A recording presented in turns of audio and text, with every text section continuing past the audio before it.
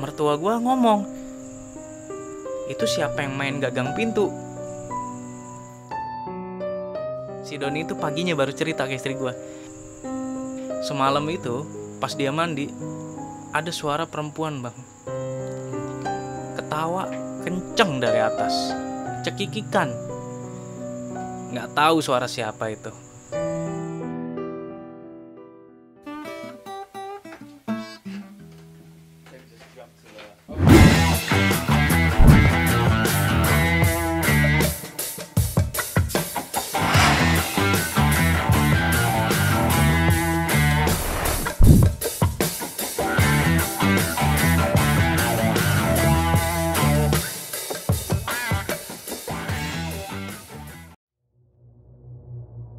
Assalamualaikum warahmatullahi wabarakatuh. Selamat malam teman-teman. Kembali lagi di Lentera Malam bareng gue Jamal.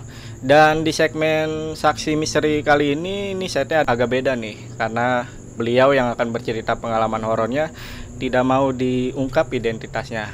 Tapi untuk menyamarkan identitas beliau, kita panggil aja Mas Dimas. Kita sapa dulu narasumber kita. Mas Dimas. Halo. Apa kabar, Mas? Alhamdulillah sehat, baik. Oke, Mas Dimas, perkenalan dulu samaran nih.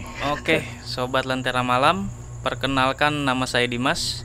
Di sini saya akan menceritakan pengalaman pribadi saya bersama orang-orang yang terlibat di dalam cerita ini.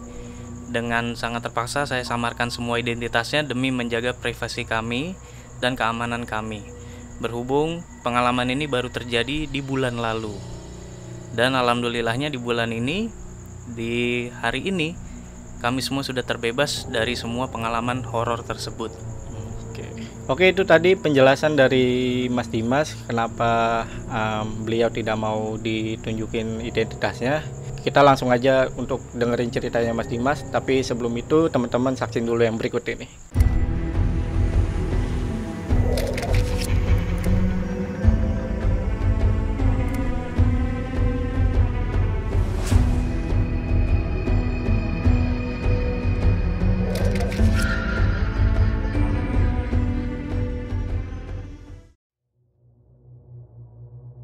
Jadi cerita ini bermula dari pindahnya gua ke kontrakan gua yang baru.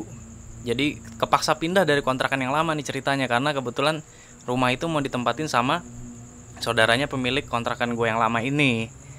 Ya kan nyari kontrakan gak segampang itu kan, harus buru-buru dipaksa pindah. Ya tapi alhamdulillah sih 2 atau 3 hari gitu kalau nggak salah. Alhamdulillah tuh gua dapet kontrakan yang baru tuh. Dapatnya juga nggak sengaja pas lagi jalan sama istri ngeliat tuh ada kontrakan kosong tuh kayaknya. Gue curiga tapi nggak ada pelangnya. Di situ nggak ada tertera kontrakan, di kontrakan itu nggak ada. Ya udahlah, istri gue tuh nanya ke warga sekitar. Dan warga bilang, oh iya tuh ada 2 pintu kalau nggak salah yang kosong. Nah warganya baik tuh nganterin gue ke rumah yang punya kontrakan. Ternyata rumah besar yang gue lihat itu ternyata rumah pemiliknya. Jadi yang gue jelasin dulu nih, kontrakannya itu depannya ada jalan muat 1 mobil, ada pagarnya warna putih. Di dalamnya itu ada kontrakan berderet 7 pintu. Di depan kontrakan itu ada beberapa pohon rambutan dan pohon mangga ya. Banyak ilalangnya juga sih. Dan ada 3 kolam ikan di situ gue lihat, tapi kering posisinya, nggak ada ikannya. Nah rumah induknya itu posisinya nyamping. Jadi kalau dari pintu kontrakan kelihatan tuh samping rumah induk pemilik kontrakan. Ya habis dianterin gue kenalan lah tuh sama yang punya kontrakan, kebetulan ibu-ibu, namanya Bu Irma. Gue memperkenalkan diri dengan beliau. Perkenalan, orangnya asik nih. Dia bilang sih ada 2 pintu mas yang kosong, pintu nomor 2 dan pintu nomor 6. Nah, gue pertimbangin sama istri, milih-milih. Ya udah gue putusin kontrakan nomor 6 lah yang gue lihat, karena posisinya di pojok nih, enak buat istirahat kan. Gue kan sibuk kerja bang. Jadi gue tuh pengen malam tuh istirahat tenang lah. Juga suasananya enak di situ. Banyak pohonnya. Di samping itu ada pagar yang berbatasan dengan kebun. Posisi kontrakannya itu depannya itu ada teras muat 2 motor lah. Belakangnya itu ada ruang terbuka buat cuci jemur. Di atasnya itu bukan pakai genteng dia modelnya, pakai dak-dakan coran. Ya mungkin rencananya ke depannya mau ditingkat gitu ya. Nah istri gue cocok, gue DP tuh kontrakan. Setelah gue DP, malamnya gue bergegas pindah bang, karena di kontrakan yang lama nih harus buru-buru pindah karena nggak tahu ada apalah dia lah. Pokoknya saudaranya harus tinggal di situ gitu ya kan. Berjalannya waktu dengan malam itu juga gue pindah. Setelah pindah itu, besoknya gue perkenalan dengan tetangga-tetangga sekitar. Ya nama-namanya nanti gue sebutin ya berjalannya cerita ini ya. Ya udah gue lakuin aktivitas seperti biasa, bekerja. Kebetulan gue punya usaha bang di salah satu pasar lah. Gue punya toko yang mewajibkan gue buka jam 3 pagi karena emang ramenya jam segitu toko gue. Jam 3 pagi sampai jam 6 sore. Jadi gue kurang begitu kenal lah dengan tetangga-tetangga gue. Ya bisa dibilang gue rada tertutup karena ya itu tadi kesibukan gue yang membuat gue seperti itu. Nah karena berhubung istri gue di rumah setiap hari, akrab lah istri gue dengan lingkungan sekitar, tetangga-tetangga sekitar. Kebetulan istri gue akrabnya dengan kontrakan nomor 7 yang berada paling pojok. Di situ tuh ibu-ibu, kita sebut saja ya namanya Mbak Dini ya karena belum tua-tua banget orangnya. Beliau sih janda, anaknya 2, yang paling besar itu perempuan, yang kedua laki-laki.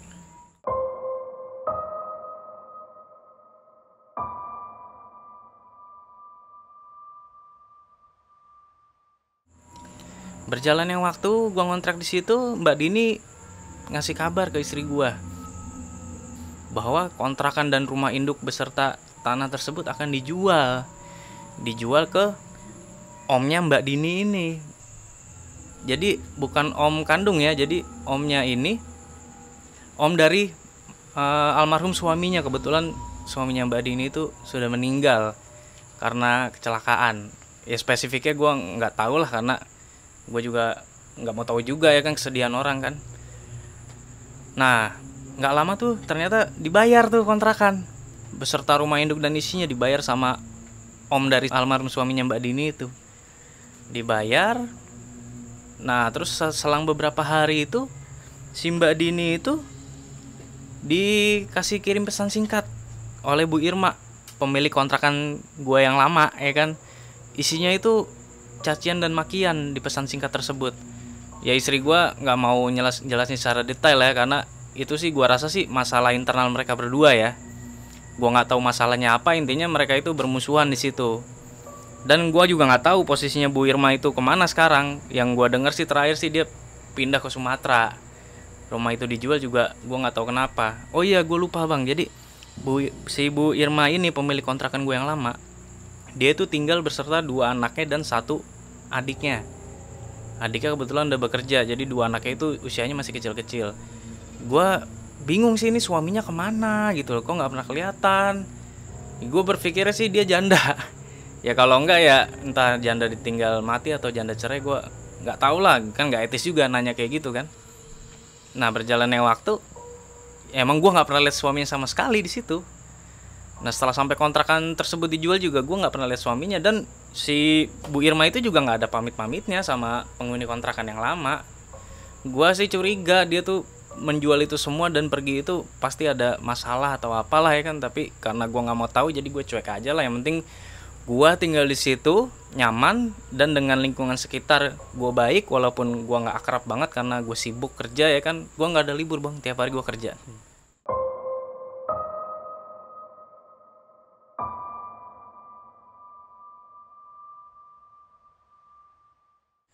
Nah berjalannya waktu, itu tuh kontrakan yang tadinya adem, sejuk karena banyak pohon, itu tuh mendadak hawanya tuh berasa panas gitu bang. Ya alhamdulillah sih gue pasang AC di kontrakan tuh, adem. Tapi semenjak kontrakan itu terjual kok hawanya beda gitu loh. AC gue kecilin tetap panas di situ. Nggak tahu kenapa ya. Ya mungkin gue mikirnya positif aja, itu cuaca atau apalah ya kan. Nah berjalannya waktu, gue udah ya sekitar 6 bulan lah ngontrak di situ. Sore-sore gue pulang usaha, pulang dari toko, istri gue cerita rumah nomor 1 itu kerampokan bang. Nah kebetulan yang kejadian perampokan itu kontrakan nomor 1. Di situ itu yang ngisi namanya Mbak Mira. Dia di situ tinggal dengan anak perempuan masih di bawah 5 tahun sih kalau gue lihat ya. Dia ada suaminya tapi jarang pulang kebetulan pas kejadian itu ada suaminya. Yang gue aneh nih bang, di situ tuh kejadiannya gini bang. Ini anak gue cerita juga, anak gue udah 6 tahun, dia udah bisa tahu segalanya, udah cerita sih ke gue. Jadi gue berangkat jam 3 pagi seperti biasa. Jam 3 pagi kan gue biasa manasin motor, jalan yang normal-normal aja, nggak ada pirasat apapun. Nah kejadiannya itu berlangsung jam setengah 6 pagi. Jadi kebiasaan anak gue ini bangun lebih awal dari istri gue. Jadi adeknya masih tidur, istri gue masih tidur, dan dia selalu buka jendela. Jendelanya itu panjang bang, jadi bisa muat orang masuk dah, tanpa harus manjat ya. Jendelanya bisa muat satu badan orang dewasa tuh. Pas anakku buka jendela, dia ngelihat itu ada 4 orang di kontrakan nomor 1. Di depan rumahnya itu ada 4 orang, 3 laki-laki dan 1 wanita. Tapi mukanya itu anak gua nggak bisa gambarin secara detail lah, namanya anak-anak ya kan. Dia nengok dari balik jendela tuh, dia lihat ada 4 orang, dan salah satu orang laki-laki itu ada yang ngelihat ke arah anak gua.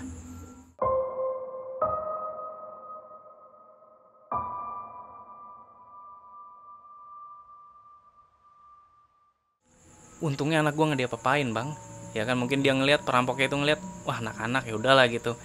Setelah jendela berhasil dicongkel, 4 orang itu masuk. Jadi posisinya di situ anak gua nggak tahu kalau itu rumah kemalingan ya, namanya anak-anak.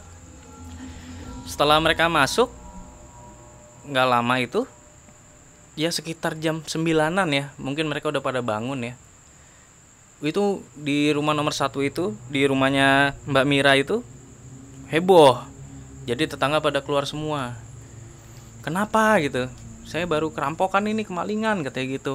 Apa aja yang hilang? Handphone, dompet, barang-barang berharga lah intinya, tapi barang elektronik segala macam nggak ada yang hilang. Mungkin ya gerak cepet juga ya, namanya rampok atau maling kan, nggak mau ambil resiko kan. Yang anehnya itu gini bang, itu dia suami istri dan anak tidur di ruang tengah, dan semua barang berharga ada di ruang tengah, dan berhasil digasak oleh perampok tersebut. Anehnya tuh kenapa mereka nggak bangun gitu, nggak sadar. Ya di satu sisi gue mikir nih punya ilmu kali ya orang-orang yang ngelakuin tindak kejahatan tersebut ya kan. Di sisi lain ya apesnya orang, kita nggak ada yang tahu ya. Intinya ya udahlah, udah berlalu, alhamdulillah. Itu nggak terjadi di keluarga gue, terutama anak gue yang menyaksikan kejadian tersebut. Itu bang yang paling penting. Nah malamnya si Mbak Dini cerita ke istri gue. Dia menceritakan tuh kenapa Bu Irma, si pemilik kontrakan yang lama ini, menjual semua harta bendanya. Itu karena apa bang? Ternyata suaminya itu adalah gembong perampokan bang. Jadi gue ngontrak di tempat yang gak tepat kayaknya. Jadi kalau kata ceritanya si Mbak Dini sih, itu rumah kontrakan beserta rumah induk dan tanahnya itu didapat dari hasil merampok.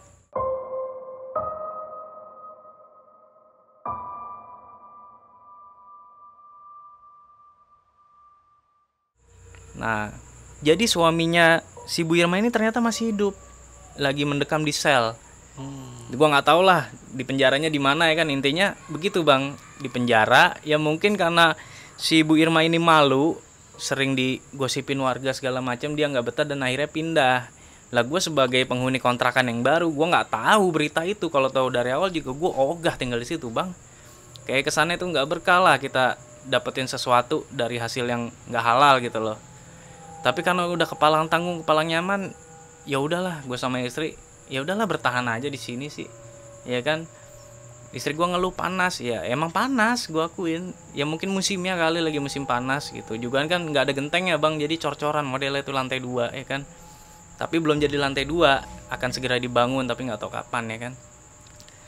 Nah, berjalannya waktu ini bang, itu sering kali tuh ya sehabis kejadian perampokan itu, setiap gue mau berangkat kerja jam 3 pagi, pas gue manasin motor, itu tuh berasa banget bang. Walaupun gue gak bisa lihat, tapi gue berasa banget kayak banyak sesuatu yang sedang ngawasin gue, ngamatin gue. Walaupun gak nampak, tapi gue berasa banget bang. Di sekeliling belakang gue tuh berasa banget bang. Gak tahu apa bentuknya, gue juga gak mau tahu. Kalau gue tengok juga gak ada apa-apa, tapi gue merinding banget rasanya. Setiap hari bang, setiap pagi jam 3 gue ngalamin itu. Tapi setelah, yang anehnya gini bang, setelah gue keluar dari gang kontrakan gue, itu rasanya biasa lagi bang. kayak nggak terjadi apa-apa gitu bang. Berjalannya waktu, jadi tuh pagar itu ada tiang listriknya itu ada lampu penerangan bang. Itu emang terang banget kalau malam. Putus lampu itu bang. Ya tetangga komplain karena depan gelap banget ini tiap malam. Dibenerin lah lampu tersebut, diganti. Oh bohlamnya ternyata yang putus. Setelah diganti, besoknya putus lagi bang. Dicek ternyata bukan bohlamnya sekarang yang rusak, instalasi kabelnya. Sudah diganti dengan orang PLN, besoknya putus lagi bang. Yang saya ingat gue sih putusnya itu 3 kali. Sampai akhirnya PLN nyerah, yang punya kontrakan juga nggak mau tahu. Karena kan yang punya kontrakan ini nggak tinggal di situ bang, jadi rumah induk itu posisinya kosong dan dikontrakan. Gue sempat ditawarin sama Mbak Dini, pindah aja ke situ, rumahnya lebih gede, lebih besar. Ya buat apa rumah besar-besar, orang gue cuman berempat kok ya kan, anak gue juga masih kecil-kecil, gue nggak butuh lah kontrakan besar kayak gitu. Ya intinya itu bang, ya karena berhubung pagar itu jauh dari rumah gue, kebetulan setiap teras rumah kontrakan itu ada lampunya. Ya gue pikir ya cukup aman lah.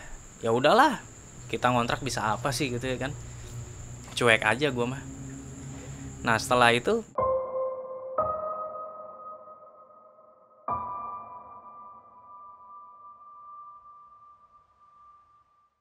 tuh gue ngerasa makin panas tiap hari di situ.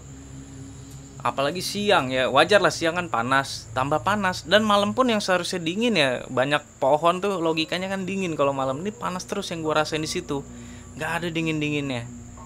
Sampai akhirnya ya 2 kontrakan samping gue, kontrakan nomor 4 dan 5 itu kosong. Tadinya yang ngisi tuh guru di situ, perempuan. Dua-duanya tuh perempuan. Jadi satu kontrakan. Jarang kelihatan juga orangnya karena sibuk ngajar kan. Kontrakan itu kosong dan diisilah tuh kontrakan samping gue nomor 5. Cewek sih, karyawan di salah satu swalayan lah. Ya kita sebut aja ini si cewek itu ya, namanya Ana. Istri gue juga lumayan akrab sama si Ana ini. Nah pas Ana pindah ke situ tuh nggak lama ada PSBB karena COVID ini kan. Jadi yang tadinya pada kerja tuh diharuskan di rumah semuanya. Jadi tetangga gue itu banyak yang stay di rumah tapi jarang keluar. Jadi kontrakan tuh penuh sebetulnya, tapi karena PSBB jadi jarang ada yang keluar. Tapi kalau gue pribadi harus keluar karena gue usaha bang. Dan di usaha itu kalau gue libur ya gue nggak dapet duit gitu loh. Jadi karena tuntutan hidup dengan sangat terpaksa gue keluar, tapi nggak menyalahi protokol kesehatan. Jadi di pasar itu emang ada pengecekan segala macam. Jadi insya Allah aman lah sampai sekarang pun ya. Alhamdulillah baik-baik saja gitu loh. Nah lanjut cerita ini, si Mbak Dini curiga tuh. Mbak Dini tuh kontrakan yang nomor 7 ya. Jadi dia tuh tugasnya tuh penanggung jawab kontrakan tersebut. Karena kebetulan yang punya omnya mendiang suaminya kan. Jadi Mbak Dini tuh curiga, kenapa bisa ada kerampokan. Itu kejadiannya 5:30 pagi bang. Pagi-pagi kan udah banyak orang aktivitas. Tapi tuh waktu itu emang sepi banget. Orang gak ada yang nyadar kalau itu rumah ada kemasukan maling, kemasukan rampok, gak ada yang sadar. Si Mbak Dini ini curiga, jangan-jangan ini anak buah dari suaminya Ibu Irma. Curiganya ke situ bang. Jadi entah masalah apa, tapi gua ngerasa sih penghuni kontrakan ini jadi korban di sini nih.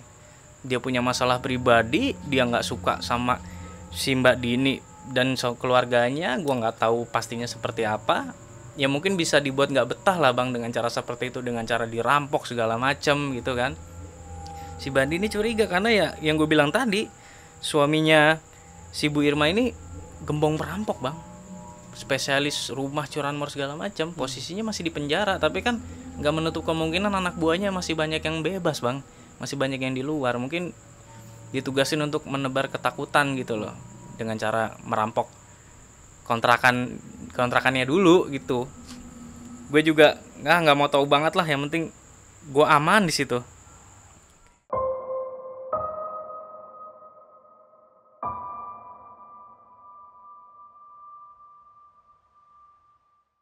Nah berjalannya waktu itu di bulan ke-8 bang. Jadi sama panas-panas itu gue udah bodo amat lah, cuek lah.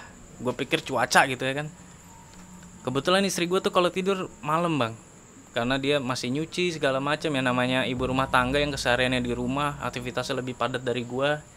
Tapi mau gimana, udah tanggung jawab masing-masing kan. Di saat dia tidur, itu mendadak dia bangunin gua. Dia posisinya belum tidur, baru mau tidur gitu bang. Bangunin gua, "Pah, bangun pah." Ya gua paling kesel bang jujur kalau tidur dibangunin, karena gua tuh susah tidur. Sekalinya tidur tuh gue nggak mau ada gangguan, karena gue harus melek jam 3 pagi, harus nyari duit lagi, harus nyari nafkah. Istri gue bangunin gue, dia tuh denger kayak suara langkah kaki dari atas. Emang posisinya bukan genteng atasnya, atas kontrakan gue itu dak-dakan cor-coran. Jadi kalau ada orang langkah, kalau ngendap-ngendap sih nggak kelihatan, nggak kedengeran, tapi ini langkahnya tuh kayak dihentak-hentak gitu bang. Kadang-kadang suara kayak lari, kadang-kadang kayak suara orang jalan. Istri gue denger di situ. Posisinya gue samar-samar denger ya, namanya orang setengah sadar ya kan, dibangunin tidur. Gue bilang ya udahlah mau gimana, tapi istri gue khawatir, itu kan rumah tetangga nomor 1 kan baru kemalingan katanya gitu. Gimana? Oh iya juga ya, jangan-jangan maling. Tapi gue berpikir pakai logika, kalau emang itu maling, nggak mungkin dia buat suara kegaduhan bang. Dan di atas apa yang mau diambil gitu loh. Orang di atas nggak ada apa-apa ya kan. Seharusnya kalau mau ngerampok amit-amit di bawah, jangan di atas gitu ya kan. Tapi di situ gue curiga ke binatang, tapi binatang nggak mungkin bisa menimbulkan suara langkah yang seperti itu. Gue denger samar sih kenceng bang suara langkahnya, karena gue denger samar karena gue setengah sadar bangun tidur. Gue pikir ya udahlah, kita di dalam rumah aman, udah tidur aja nggak usah dipikirin, toh suaranya juga nggak ada ya kan. Ya udah, kami semua lanjut tidur ya kan. Jam 3 gue harus bangun tuh, harus ke pasar gue. Nah setelah gue bangun, seperti biasa gue manasin motor. Itu makin berasa bang. Gue gak ngeliat, tapi itu berasa mencekam banget ya. Dari kebun belakang sama samping tuh banyak pohon kan, yang ada pohon rambutan, pohon mangga yang tadi gue sebutin tuh. Kayak banyak yang ngintai gue, kayak ngamatin gue. Gak tahu apa bentuknya, gak tahu makhluk apa, tapi di hati kecil gue tuh berasa banget bang. Gue takut banget di situ, tapi gue lawan ketakutan itu ya kan. Gue dengan songongnya gue nengok sana sini, gue perhatiin, emang nggak ada apa-apa. Ya udah gue jalan pakai motor tuh, keluar buka pagar gue tutup. Gue keluar gang, langsung berasa bang perbedaannya bang, antara di area kontrakan dan di luar gang itu berasa banget bang di situ bang. Berasanya langsung adem, kok beda hawanya gitu loh. Gue sempet curiga, tapi ya udahlah bodo amat gitu ya kan. Toh di situ juga posisinya gue jarang di rumah, istri gue yang di rumah. Ya gue sempat kasihan sih, karena dia sering kepanasan, walaupun pakai AC sering panas. Dan setiap malam ada gangguan gak jelas, suara-suara langkah. Emang itu hampir setiap hari kita alamin. Pagi-paginya tuh istri gue emang sering ngobrol sama tetangga, dan yang ngalamin kejadian itu, suara-suara langkah itu bukan gue doang, tetangga-tetangga lain denger semua. Tapi banyak yang gak berani keluar, karena kita curiganya itu orang mabok, orang iseng, atau rampok gitu bang. Tapi masa iya setiap hari gitu loh, kayak gak ada kerjaan aja ya kan. Nah ya udah gue cuek aja lah. Kadang-kadang ada, kadang-kadang enggak ya. Mungkin dalam seminggu 2-3 kedengeran tuh, 2-3 kali. Setiap malam itu kedengeran suara itu.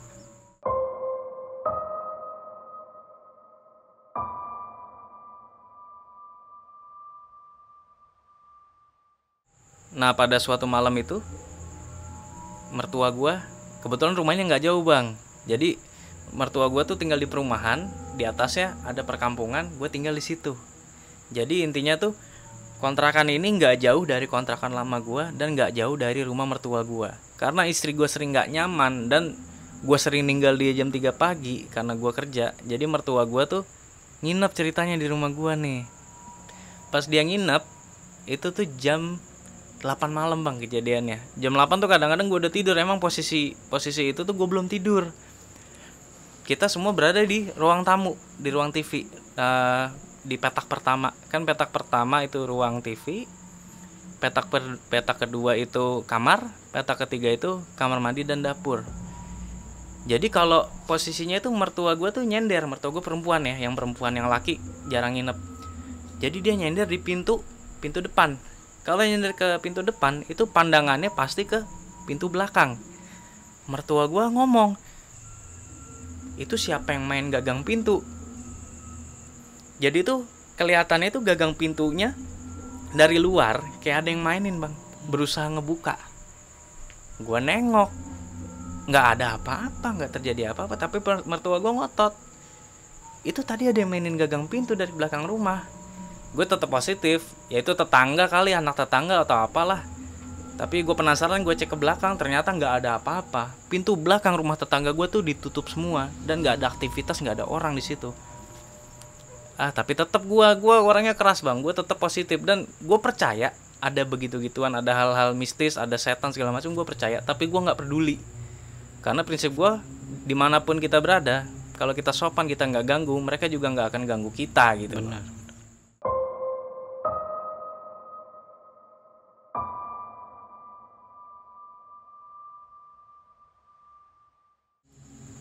Nah keesokan harinya gantian nih, adik ipar gue yang nginep, laki-laki.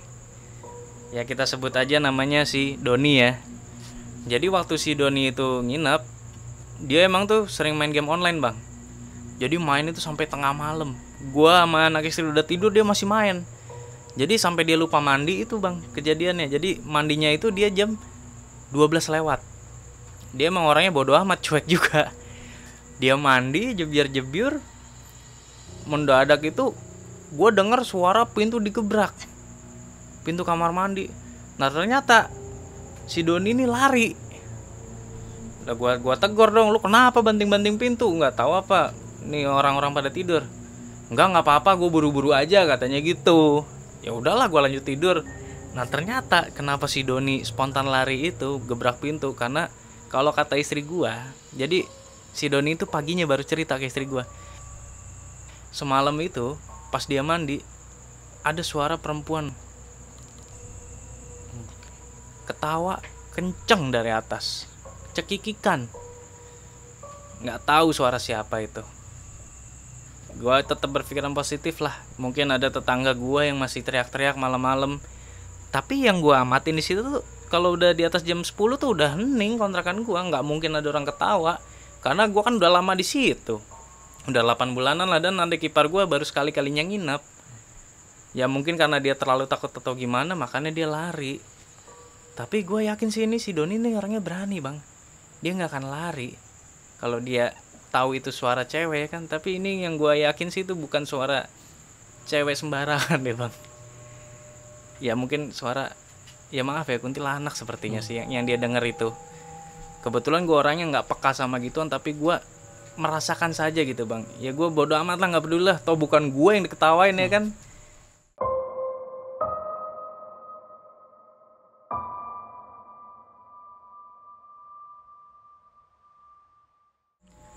Nah berhubung udah diceritain sama si Doni, istri gue takut bang. Dia nggak mau tinggal di situ. Tapi kan nyari kontrakan yang baru nggak segampang itu bang. Istri gue minta pindah lagi, belum lama pindah lagi, capek guanya. Dia kan enak tinggal bawa badan, duduk udah.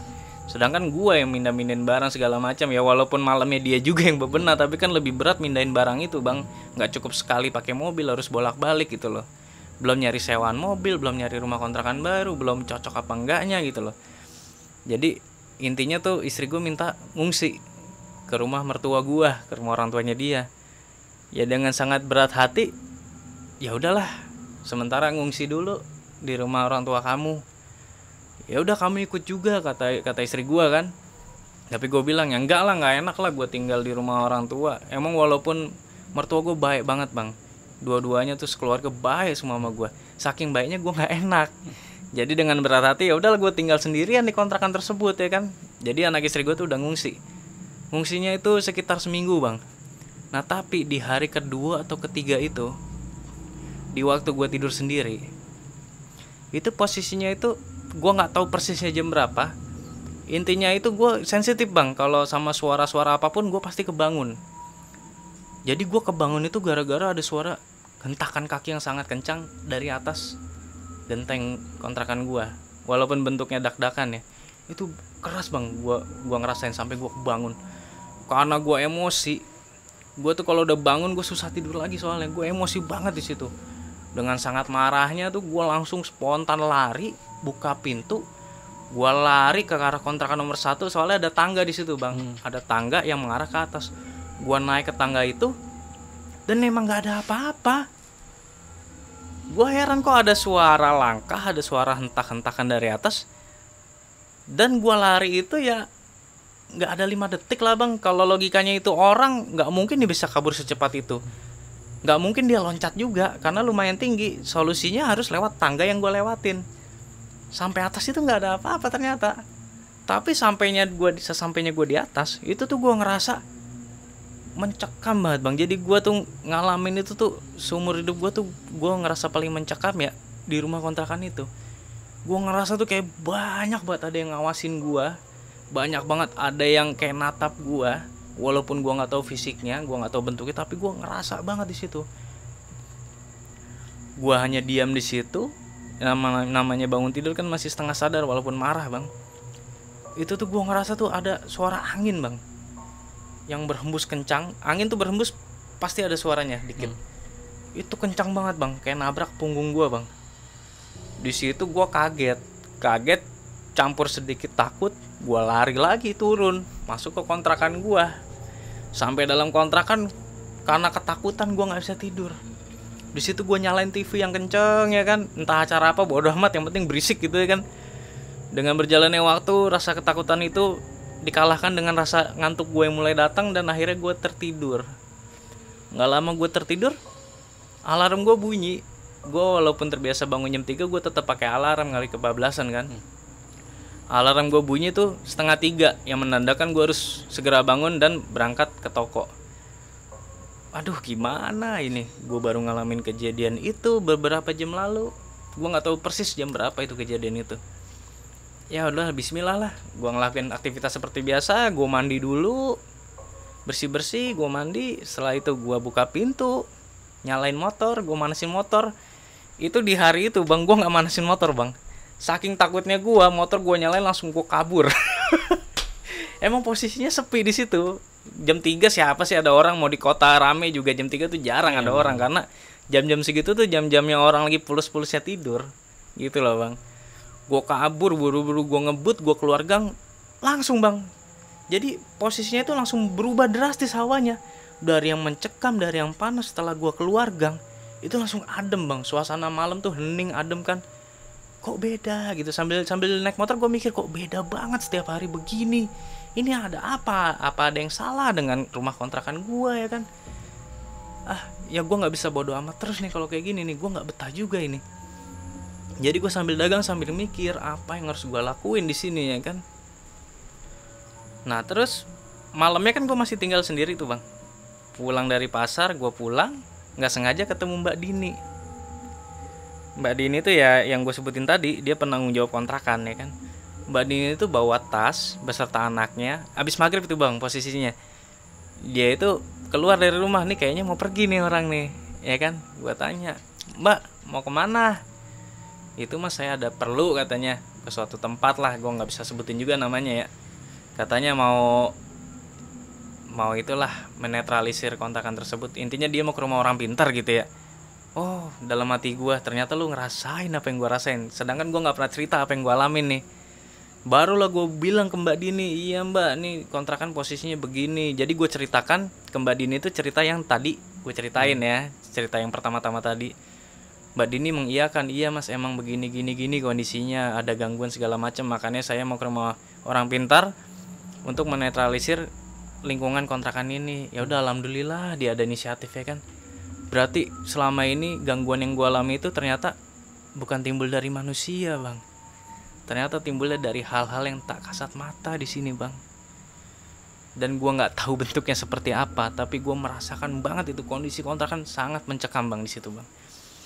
Ya akhirnya Mbak Dini pamit sama gue, dia pergi sekitar 3 hari bang. Nah berselang 3 hari Mbak Dini pulang. Anehnya bang, setelah dia pulang itu suasana kontrakan